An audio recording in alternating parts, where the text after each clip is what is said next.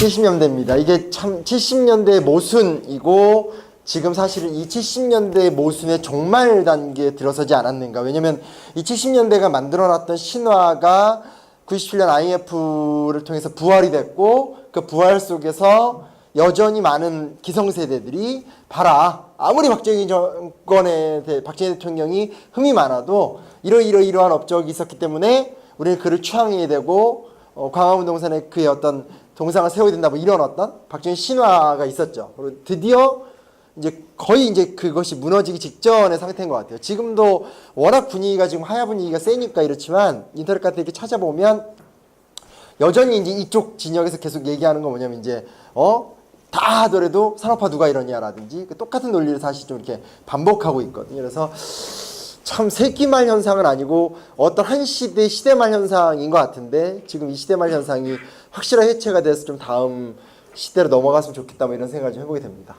1970년은 아주 의미 있는 해입니다. 역설적인 해고 극단적인 상징적인 해예요. 70년에 경부고속국도가 개통이 됩니다. 그러니까 경부고속도로죠. 지금 말하면 경부고속도로가 개통이 돼요. 그래서 개통이 됐죠. 지금도 이제 얘기하는 게 이 당시 경부고속도로 놓을 적에 김영삼하고 김대중 다 반대하지 않았냐.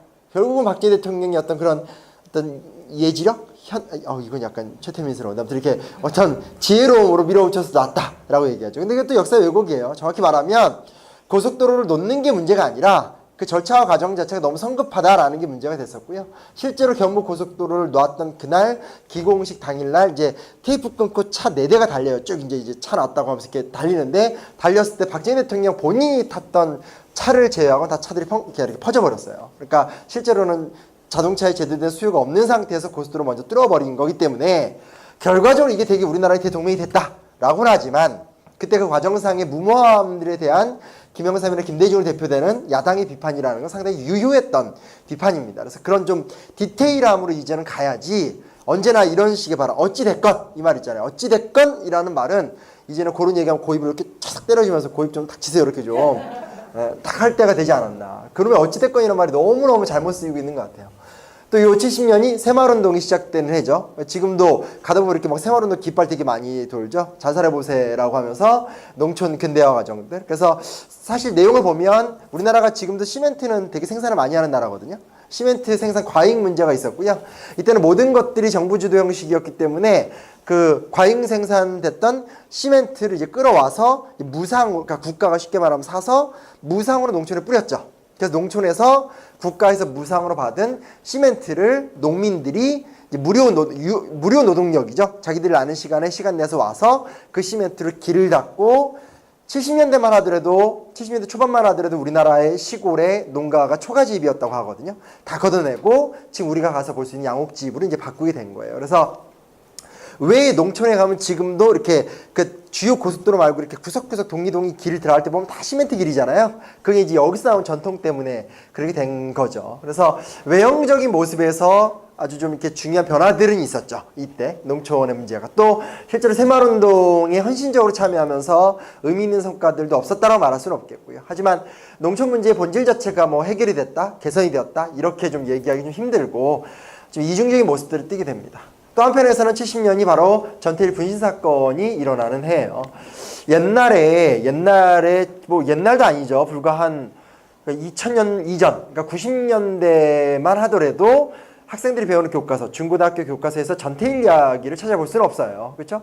왜냐면 전태일 분신 사건이 영화가 됐던 게 아마 95년에서 97년 사이예요. 그 기억나시죠? 홍경인 씨가 이렇게 몸에 끼얹고 그게 제가 대학교 1학년 들어갔었을 때 그 전태일 그 포스터가 이렇게 붙어 있고 막 그랬었거든요. 그래서 그게 아마 하여튼 95년에서 97년 사이에 굉장히 큰 히트를 쳤죠. 그래서 그 전후로 이제 뭐라고 해야 되나 영화는 약간 들흥행했지만 우리들의 일그러진 영웅 기억 아마 하실 거예요. 이문열의 어떤 그 4.19 당시 어떤 그런 모습들 엄석대 그것도 홍경인과 최민식이 나왔었고 그러면서 우리 사회가 좀 민주화가 되면서 그런 얘기들을 막 하기 시작했고 조세희의 난소공 같은 것들이 이제 수능 문제로 막 나오고 이럴 때였어요. 근데 그때만 해도 사실은 전태일이 학교 교과에서 나온다는 건 상상도 못했는데 2004년에 이제 드디어 처음으로 근현대사라고 하는 사회탐구의 국사책 외에 별도의 선택 과목으로 근현대사라는 교과가 나오면서 전태일 이야기가 교과서에 처음 들어갔어요. 그게 2004년이에요. 그래서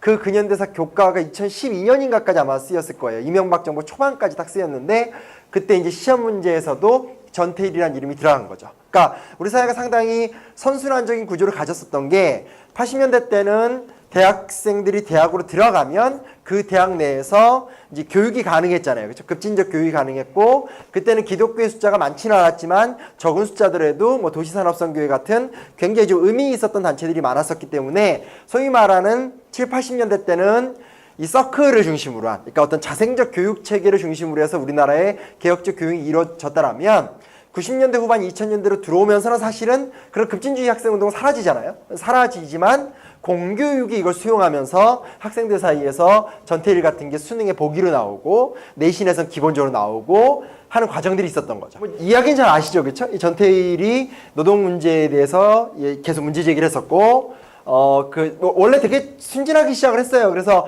이제 막 박정희 대통령한테 이렇게 탄원서 편지도 쓰고 그게 옛날에는 시험 문제로도 막 나왔어요. 그래서 박정희 대통령 각하 제발 우리의 처지 좀 봐주십시오. 그런 게 시험 문제로 인용이 됐던 적도 있고요. 근데 이제 그 다음에 이제 근로기준법 준수운동 하다가 안 되니까 지금은 이제 가면 지금도 동상 있겠죠. 그 이명박 때 청계천 개발하면서 나름대로 포용 어쩌고저쩌고 하면서 이렇게 동상을 하나 세웠었죠. 그렇죠? 바로 그 자리에서 전태일 부인 사건이 일어납니다.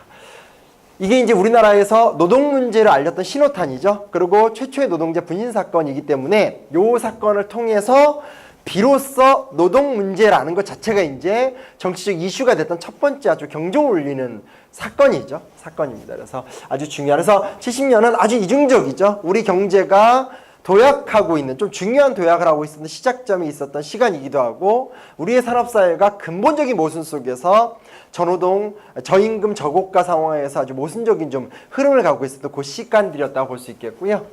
72년에 이제 유신 헌법이 통과가 됩니다. 그리고 그 이후에 중화학공업이 본격화가 되게 되는 거죠. 이것도 한국판 모순인 거죠. 이게 소위 말하는 학술 용어로는 합의 독재란 말이 있어요. 합의 독재. 이게 학술 용어예요. 그러니까 합의 독재. 무슨 얘기냐면 내가 독재를 할게. 대신에 너네들 배를 불려줄 테니까 너네들은 나의 독재를 받아들여. 딱 이거예요. 72년에 유신헌법을 강제로 통과를 시켰고 국민투표에 붙여서 압도적 지지율을 통해서 이걸 통과시켰고 그리고 그 다음에 좀 복잡한 과정을 통해서 중화학공업의 본격적인 발전이 이제 이때 시작이 되게 되는 거죠. 그리고 사실은 중화학공업 발전 과정 속에서 1차 석유파동이 나면서 심각한 위기로 들어갈 뻔했으나 중화학공업의 발전과 이때 이제 소위 말하는 중동특수죠. 중동특수. 그래서 중동 진출을 통해서 현대라든지 어떤 이런 재벌들이 중동에 가서 건설을 이제 발전시키면서 1차 위기를 겪게 됩니다.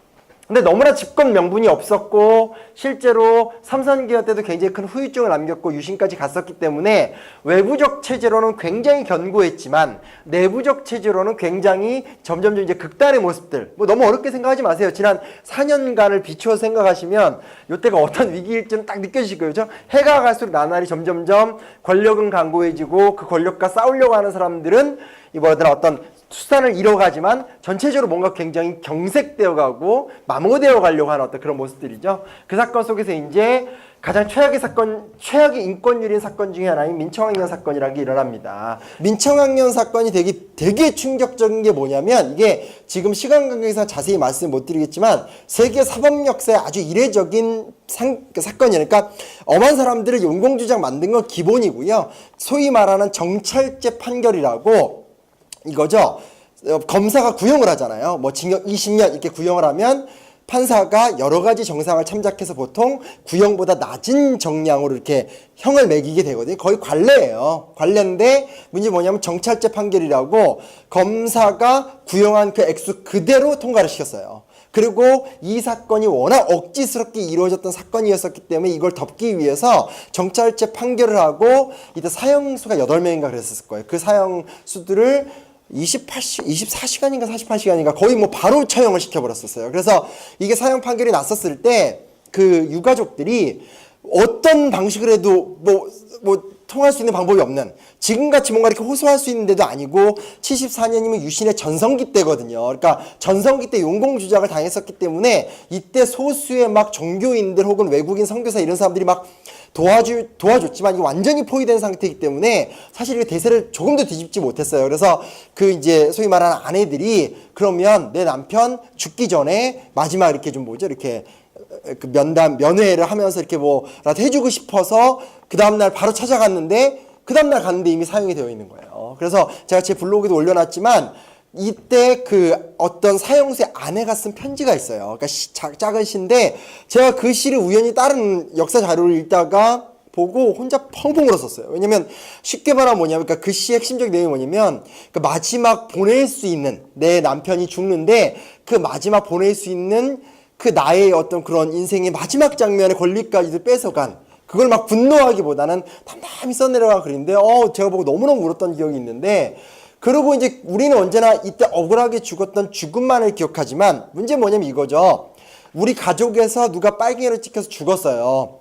지금도 이런 것들이 통하고 있는 사회인데 이때는 진짜 어땠겠어요. 동네에서 누구의 아빠가 빨갱이다 하면 그 집안 사람들 그 동네 못 살아요. 그래서 여러 유가족 중에 한 기억 증언 중에 하나인데 제가 가장 인상에 남는 건 애가 아직 한 초등학생이에요. 근데 나가면 놀다가 밤늦게도 안 들어와요. 근데 이제 어떻게 되나 해서 나가보면 동네 마을 애들이 이 새끼 빨갱이 자식이라고 하면서 철사를 갖고 와서 전봇대에다가 애를 묶어놓고 사형식을 막 하는 거예요. 그러니까 진짜 죽이는 게 아니라 이렇게 막 돌멩이 같은 거 던지면서 빨갱이 아들 막 죽여둔다고 막 돌을 던져. 그러니까 너무 엄마가 열받아서 이제 애를 데리고 나왔는데 그 다음날 보면 또 애가 안 와요. 가보니까 동네 또 애들이 빨갱이 새끼 애라고 하면서 이 쇠줄로 철사줄로 이렇게 목을 묶어서 개처럼 끌고 다니고 뭐 이렇게 마을을 삭대를 했어요. 그러니까 이제 도저히 그 동네에서 안 되니까 가족이 또 단대로 도망가고. 근데 알지만 이때 좀 조금이나 정보를 아시는 분들 알지만 한 번 딱 찍히면 이 사람들은 뭐 10년 20년 끊임없이 내사과 형사들이 쫓아다니면서 계속 감시하잖아요. 그러니까 그런 삶을 사실은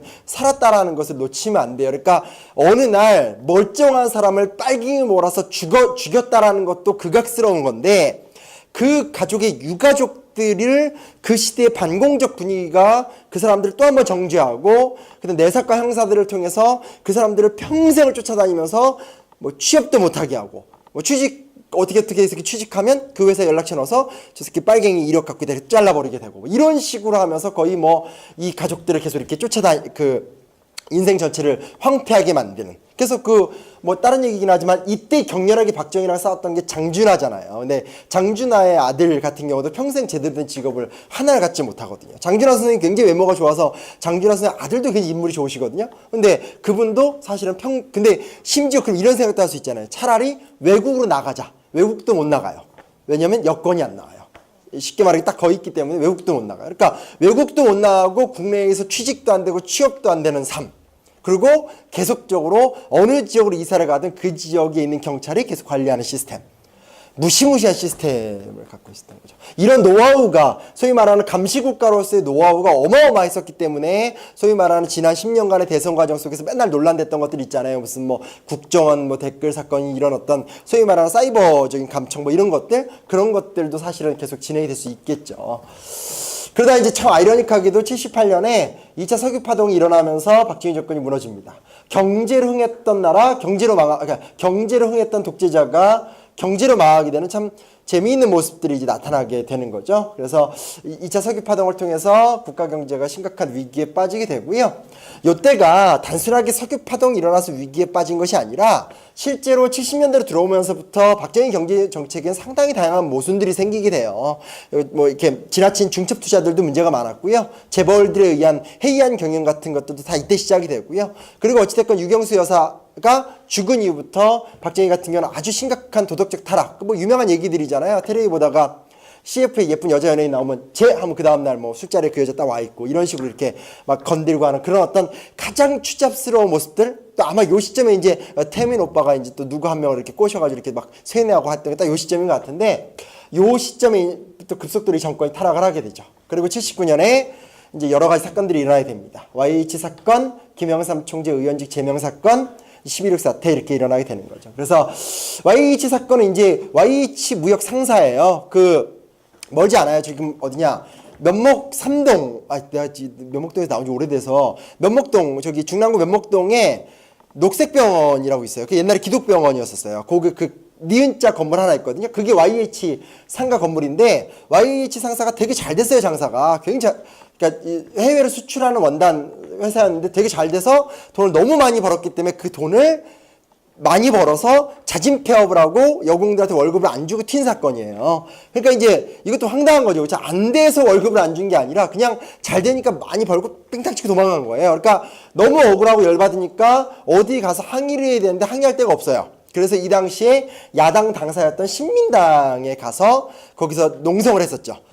경찰이 쳐들어와가지고 신민당 당사에 쳐들어와서 그 신민당 당사에 있었던 국회의원, 기자, 여공들을 뭐 무차별적으로 때리고 막 괴롭혀요. 그러면서 그 당시에 사칭까지 도망갔었던 YH 여공 중에 한 명이었던 김경숙이라는 여자를 들어서 바닥에 던져버려요. 바깥에. 그래서 그 여자가 떨어져서 이제 죽게 되는 거죠. 물론 이제 당연히 그때 보도는 뭐였겠어요. 그러니까 사고였다라고 얘기하지만 당시 조건을 이렇게 여러 가지 추정해 보건데 열받으니까 가장 저항적이었던 한 여성을 본보기로 던져서 물론 우발적이긴 했겠죠. 어찌됐건 던져서 죽였던 것 같아요. 그래서 죽게 되고 이 사건이 굉장히 큰 문제가 됩니다.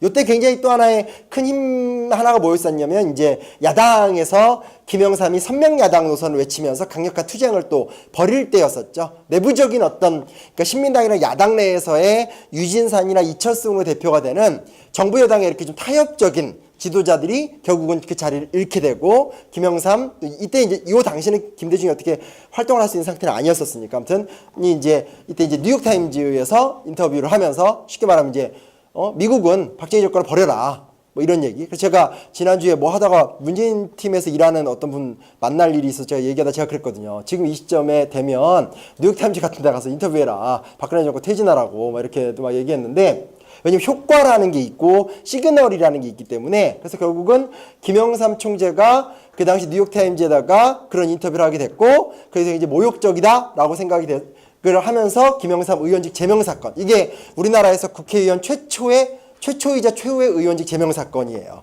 이때 김영삼 의원직 제명당하면서 나를 죽이면 너도 죽는다. 박정희 너도 죽는다. 뭐 이런 얘기도 화제도 됐고 닭의 모가지를 비틀어도 새벽을 온다. 뭐 이런 얘기를 했었고 그러고 나서 이제 김재규 요즘은 막 의사라고도 불리더라고요. 그래서 김재규에 의해서 이제 11.1 사태가 일어나면서 박정희 정권이 무너지게 되죠.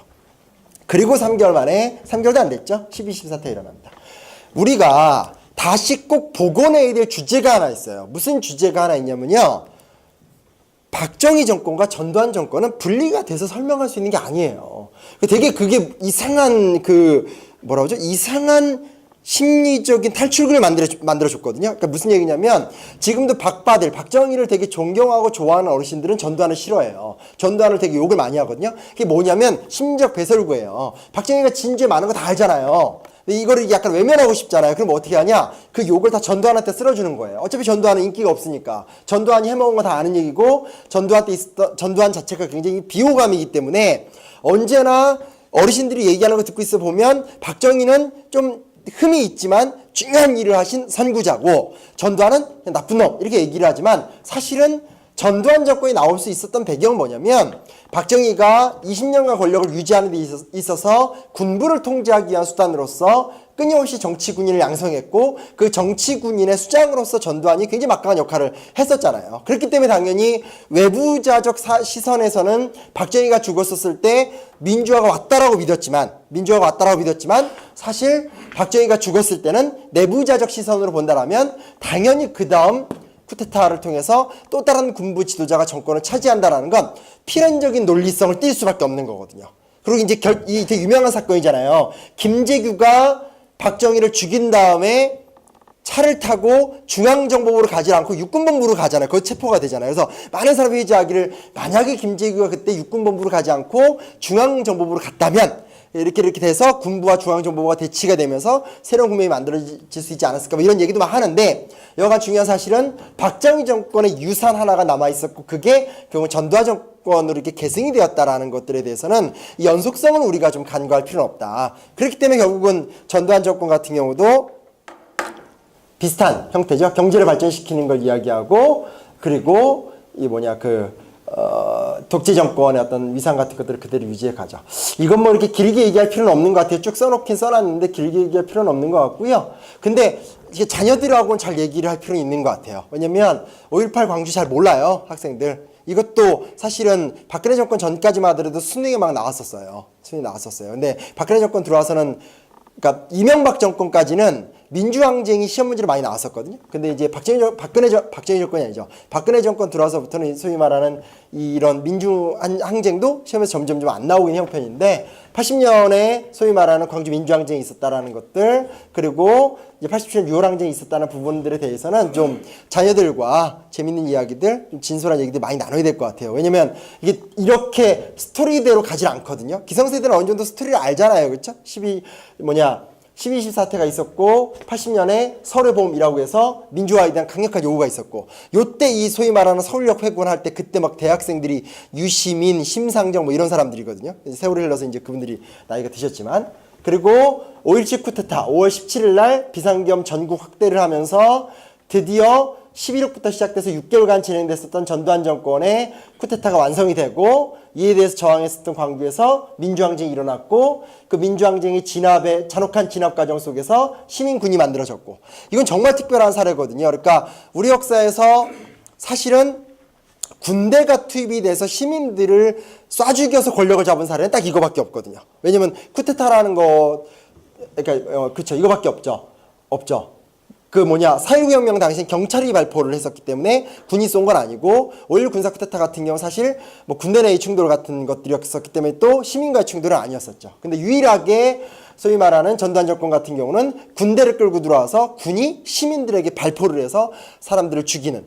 그래서 뭐 영화 화려한 휴가 같은 경우가 이제 모범 텍스트인데 과장된 측면도 있고 또 덜 과장된 측면도 있고 너무 이중적인 것 같아요. 저는 그 영화를 보면서 영화는 영화니까 영화적 메시지를 좀 충실하게 전달을 해야 되잖아요. 그러니까 약간 극적인 순간들이 있으니까 뭐에 딱 맞춰서 이렇게 집총을 쫙 쏘고 이런 모양이 있지만 실제 저는 그 영화를 보면서 전 진짜 눈물 한 방울도 안 흘렸거든요. 그리고 적어도 그런 영화 보면서 눈물 흘리고 싶어 하진 않아요. 왜냐면 눈물로 그냥 나의 면죄부를 스스로 삼고 싶진 않아서 그런 거 보면서 잘 눈물 안 흘리는데 한편에서는 영화화 시켜서 약간 원래 사건보다는 조금 더 이렇게 통짜로 가는 부분도 있지만 또 반대편에서는 사실 그 당시에 진압 과정이라는 게 정말 훨씬 더 잔혹했던 얘기들도 많거든요. 제가 개인적으로 가장 인상적인 건 요 사진이에요. 요 사진. 이거 뭔지 아세요 혹시? 아시는 분은 아실 거예요. 이분 이날 신혼 부부예요. 둘이 결혼식 하신 거였거든요. 둘이 결혼해서 결혼식 끝나고 신혼여행 가려고 준비 딱 하고 있는데 경군이 결혼식장에 들어와서 두드려 팬 다음에 패서 피 여기 철철 흘리면서 이렇게 가고 있는 장면을 외신 기자가 찍었던 사진이에요. 그러니까 뭐 너무나 많은 죽음과 너무나 많은 비극이 있었기 때문에 이 사건이 뭐 그게 특별하다 이렇게 얘기할 수는 없겠지만 저는 개인적으로는 어찌됐건 좀 되게 기억에 남는 한 장의 사진이라고 좀 볼 수 있겠죠. 너무 그리고 당시 필름이나 사진 같은 것들 보면 알지만 빨개 벗고 팬티 하나만 입고 이렇게 막 나와서 무릎 꿇고 있는 사람 많잖아요. 왜냐면 목욕하고 있는데 목욕탕에 들어가서 끄집어내서 막 하고 이런 행동까지 했었으니까. 그 외에도 뭐 잔혹한 사례를 얘기하면 그건 정말 끝도 없어요. 막 이렇게 시민들 잡아놓고 이렇게 칼 같은 걸 이렇게 커터칼로 장난치는 걸로 실절하다 뭐 사람 찔른다라든지 심지어 이렇게 담배빵 같은 걸로 눈알 2개 만들어줄게 하면서 눈알을 지진다라든지 이런 극단적 사례까지도 있었고요. 그리고 그 광주 여성 어쩌고저쩌고 하는 책이 있는데 나중에 제가 또 공유를 해야 될 것 같아요. 광주 여성 어쩌고저쩌고 하는 책이 있어요. 근데 그 책을 보면 그 영화 제목이 뭐였죠? 그 영화 화려한 육아에 그 이효원이가 돌아다니면서 계속 방송하잖아요. 막 이렇게 도와주십시오. 그 여자 성함이 갑자기 안 나는 전옥준과 그 여성분의 수기가 있어요. 근데 그 수기 읽어보면 그 여성이 나중에 잡혀서 어마어마한 고문을 당한 얘기가 다 나와요. 그거 보고 있으면 뭐라고 해야 되나 얼마만큼 이 독재 정권이 집요하고 잔혹하게 민주인사 혹은 민주인사가 아니라 그 현장에서 그냥 으쌰해서 들고 일어났었던 시민들을 향한 집요한 보복들이 진행이 됐는지를 되게 참 잘 느낄 수 있어요. 전옥준가 아마 그럴 거예요. 지금 성함이 좀 헷갈리는데 아무튼 그렇습니다. 그리고 이제 또 헌법을 뜯어고치게 되는 거죠. 선거인단에 의한 7년 단임제. 그래서 그 장충체육관에서 박수 받고 또 대통령 됐고 두 번 같은 한 번 7년 단임제. 원래는 한 번 더 하려고 그랬었죠. 상황 노릇하려다가 노태우가 배신 때리면서 못하게 된 거고요. 억압정책으로 삼천교육대. 저는 어렸을 때 삼천교육대 되게 좋은 데인 줄 알았어요. 저희 아버지가 그런 얘기 많이 하지 않아요? 이렇게 하면서 이거 다시 한번 이거 설치해서 한번 싹 쓸어버려야 돼. 막 이런 얘기 되게 많이 하잖아요. 근데 이건 진짜 말 같지도 않은 소리죠. 그러니까 그 사람이 범죄 가능성이 있다고 해서 그 사람을 미리 잡아간다. 이 발상도 말이 안 되는 거고 이 과정 속에서 엄한 사람들 잡아가서 괴롭혔던 거. 저는 개인적으로 제일 기억 남는 게 강창성이라는 장군이 있어요. 나중에 국회의원 됐던 사람인데 강창성이 어떤 사람이냐면 저기 누구냐 저기 누구죠? 그 전두환이 중령일 때 별 3개였어요. 그러니까 굉장히 고위직이었고 박정희 정권의 군부 핵심 관계자인데 너무 전두환이 정치군인처럼 노는 거예요. 그래가지고 강창성이가 이 전두환을 불러다가 수사도 했고 너 이런 식으로 군인의 본분을 잃어버리지 마라 하면서 압박도 했고 여러 가지 과정을 좀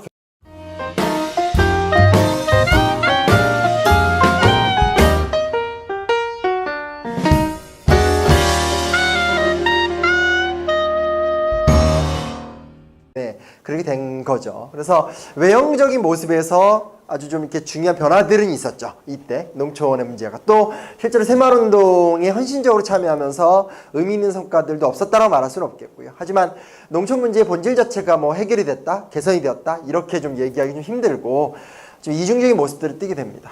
또 한편에서는 70년이 바로 전태일 분신 사건이 일어나는 해예요.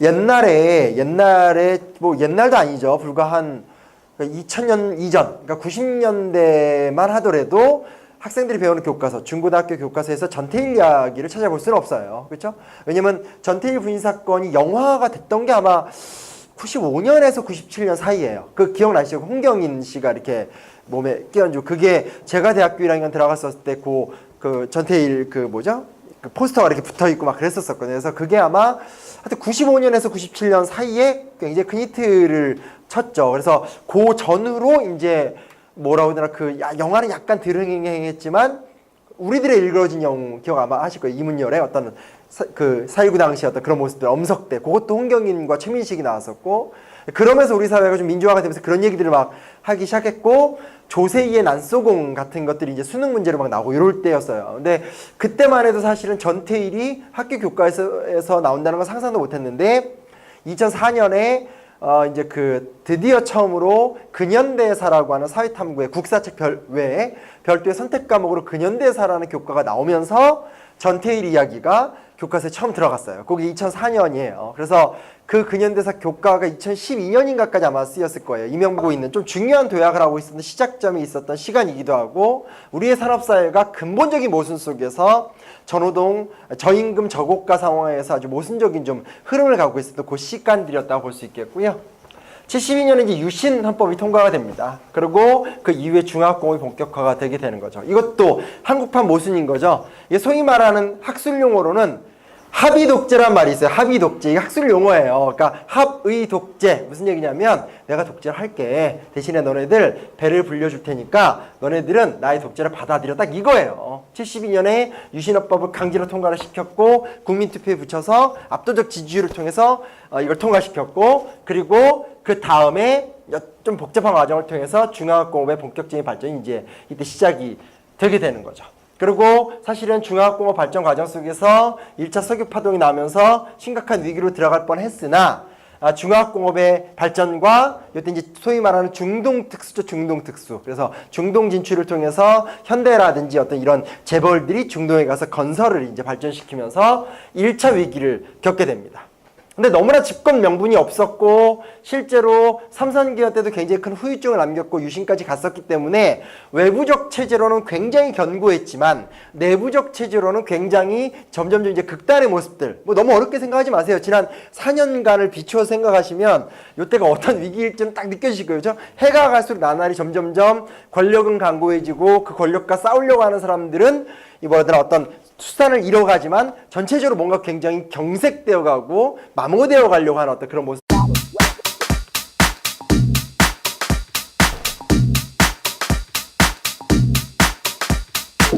70년대입니다. 이게 참 70년대의 모순이고 지금 사실은 이 70년대의 모순의 종말 단계에 들어서지 않았는가. 왜냐면 이 70년대가 만들어놨던 신화가 97년 IMF를 통해서 부활이 됐고 그 부활 속에서 여전히 많은 기성세대들이 봐라 아무리 박정희 대통령이 흠이 많아도 이러한 업적이 있었기 때문에 우리는 그를 추앙해야 되고 광화문동산에 그의 어떤 동상을 세워야 된다 뭐 이런 어떤 박정희 신화가 있었죠. 그리고 드디어 이제 거의 이제 그것이 무너지기 직전의 상태인 것 같아요. 지금도 워낙 분위기가 지금 하야 분위기가 세니까 이렇지만 인터넷 같은 데 이렇게 찾아보면 여전히 이제 이쪽 진영에서 계속 얘기하는 건 뭐냐면 이제 다 하더라도 산업화 누가 이러냐라든지 똑같은 논리를 다시 좀 이렇게 반복하고 있거든요. 그래서 참 세기말 현상은 아니고 어떤 한 시대 시대말 현상인 것 같은데 지금 이 시대말 현상이 확실하게 해체가 돼서 좀 다음 시대로 넘어갔으면 좋겠다 뭐 이런 생각을 좀 해보게 됩니다. 1970년은 아주 의미 있는 해입니다. 역설적인 해고 극단적인 상징적인 해예요. 70년에 경부고속국도가 개통이 됩니다. 그러니까 경부고속도로죠. 지금 말하면 경부고속도로가 개통이 돼요. 그래서 개통이 됐죠. 지금도 이제 얘기하는 게 이 당시 경부고속도로 놀 적에 김영삼하고 김대중 다 반대하지 않았냐. 결국은 박정희 대통령이 어떤 예지력? 이건 약간 최태민스러운데 아무튼 이렇게 어떤 지혜로움으로 밀어붙여서 놨다라고 얘기하죠. 근데 이게 또 역사 왜곡이에요. 정확히 말하면 고속도로를 놓는 게 문제가 아니라 그 절차와 과정 자체 정부 초반까지 딱 쓰였는데 그때 이제 시험 문제에서도 전태일이라는 이름이 들어간 거죠. 그러니까 우리 사회가 상당히 선순환적인 구조를 가졌었던 게 80년대 때는 대학생들이 대학으로 들어가면 그 대학 내에서 이제 교육이 가능했잖아요. 그렇죠? 급진적 교육이 가능했고 그때는 기독교의 숫자가 많지는 않았지만 적은 숫자들에도 뭐 도시산업선교회 같은 굉장히 좀 의미 있었던 단체들이 많았었기 때문에 소위 말하는 7, 80년대 때는 이 서클을 중심으로 한 그러니까 어떤 자생적 교육 체계를 중심으로 해서 우리나라의 개혁적 교육이 이루어졌다라면 90년대 후반 2000년대로 들어오면서는 사실은 그런 급진주의 학생운동은 사라지잖아요. 사라지지만 공교육이 이걸 수용하면서 학생들 사이에서 전태일 같은 게 수능에 보기로 나오고 내신에선 기본적으로 나오고 하는 과정들이 있었던 거죠. 이야기는 잘 아시죠, 그렇죠? 이 전태일이 노동 문제에 대해서 계속 문제 제기를 했었고 원래 되게 순진하게 시작을 했어요. 그래서 이제 막 박정희 대통령한테 이렇게 탄원서 편지도 쓰고 그게 옛날에는 시험 문제로도 막 나왔어요. 그래서 박정희 대통령 각하 제발 우리의 처지 좀 봐주십시오. 그런 게 시험 문제로 인용이 됐던 적도 있고요. 근데 이제 그 다음에 이제 근로기준법 준수운동 하다가 안 되니까 지금은 이제 가면 지금도 동상 있겠죠. 그 이명박 때 청계천 개발하면서 나름대로 포용 어쩌고저쩌고 하면서 이렇게 동상을 하나 세웠었죠. 그렇죠? 바로 그 자리에서 전태일 부인 사건이 일어납니다. 이게 이제 우리나라에서 노동 문제를 알렸던 신호탄이죠. 그리고 최초의 노동자 분신 사건이기 때문에 이 사건을 통해서 비로소 노동 문제라는 것 자체가 이제 정치적 이슈가 됐던 첫 번째 아주 경종을 울리는 사건입니다. 그래서 아주 중요한. 그래서 70년은 아주 이중적이죠. 우리 경제가 도약하고 제가 너무 성급하다라는 게 문제가 됐었고요. 실제로 경부고속도로를 놓았던 그날 기공식 당일날 이제 테이프 끊고 차 4대가 달려요. 쭉 이제 차 나왔다고 하면서 이렇게 달리는데 달렸을 때 박정희 대통령 본인이 탔던 차를 제외하고 다 차들이 이렇게 퍼져버렸어요. 그러니까 실제로는 자동차에 제대로 된 수요가 없는 상태에서 고속도로 먼저 뚫어버린 거기 때문에 결과적으로 이게 되게 우리나라의 대동맹이 됐다라고는 하지만 그때 그 과정상의 무모함들에 대한 김영삼이나 김대중으로 대표되는 야당의 비판이라는 건 상당히 유효했던 비판입니다. 그래서 그런 좀 디테일함으로 이제는 가야지 언제나 이런 식의 발언 어찌됐건 이 말 있잖아요. 어찌됐건 이라는 말은 이제는 그런 얘기하면 고입을 이렇게 차삭 때려주면서 고입 좀 닥치세요 이렇게 좀 딱 할 때가 되지 않았나. 그러면 어찌됐건 이런 말이 너무너무 잘못 쓰이고 있는 것 같아요. 또 요 70년이 새마을운동이 시작되는 해죠. 지금도 가다 보면 이렇게 막 새마을운동 깃발 되게 많이 돌죠. 자살해보세요라고 하면서 농촌 근대화 과정들. 그래서 사실 내용을 보면 우리나라가 지금도 시멘트는 되게 생산을 많이 하는 나라거든요. 시멘트 생산 과잉 문제가 있었고요. 이때는 모든 것들이 정부 주도 형식이었기 때문에 그 과잉 생산됐던 시멘트를 이제 끌어와서 그러니까 국가가 쉽게 말하면 사서 무상으로 농촌에 뿌렸죠. 그래서 농촌에서 국가에서 무상으로 받은 시멘트를 농민들이 이제 무료 노동력이죠. 자기들이 나는 시간에 시간 내서 와서 그 시멘트를 길을 닦고 70년대 초반만 하더라도 우리나라의 시골의 농가가 초가집이었다고 하거든요. 다 걷어내고 지금 우리가 가서 볼 수 있는 양옥집으로 이제 바꾸게 된 거예요. 그래서 왜 농촌에 가면 지금도 이렇게 그 주요 고속도로 말고 이렇게 구석구석 동리동이 길을 들어갈 때 보면 다 시멘트 길이잖아요. 그게 이제 여기서 나온 전통 때문에